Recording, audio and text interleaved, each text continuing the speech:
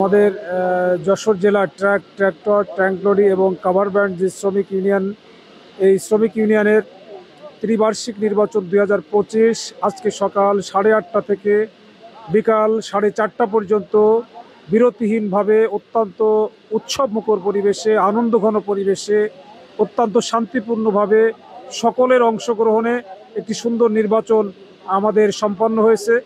এই নির্বাচনে বিকাল 4টা পর্যন্ত আমার কাছে এই কন্ট্রোল রুমে যে তথ্য ছিল সেই অনুযায়ী 5000 ভোট কাস্টিং হয়েছিল।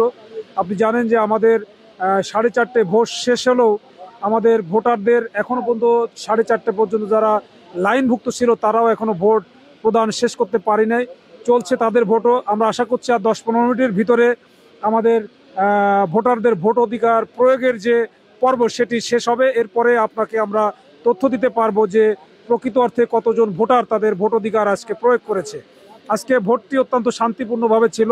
কোনো পক্ষ থেকেই কোনো অভিযোগ, কোনো পাল্টা অভিযোগ আসে নাই, কোনো বিশৃঙ্খলা হয় নাই, কোনো সংঘাত সহিংসতা হয় নাই, কারোর প্রতি কোনো রকম আইন শৃঙ্খলা বিঘ্নকারী কোনো অপরাধ অথবা কোনো জাল ভোট অথবা কাউকে ভোটদান থেকে বিরত রাখা অথবা জোর বল প্রয়োগ করা অথবা ভয়ভীতি প্রদর্শন করা এ জাতীয় কোনো নেতিবাচক কোনো সিনারি আজকে সারাদিনে আমাদের কাছে দৃশ্যমান হয় নাই।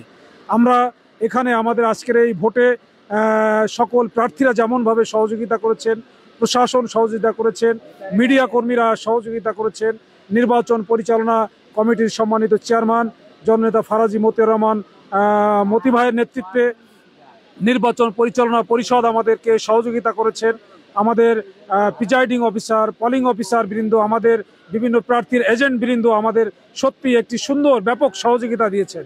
এই ভোটদান যেমনি শান্তিপূর্ণভাবে হয়েছে তেমনিভাবে একটি সুন্দরভাবে নিরপেক্ষভাবে প্রার্থীদের সশরীরে উপস্থিত থেকেই ভোট গণনার কাজ শুরু হবে।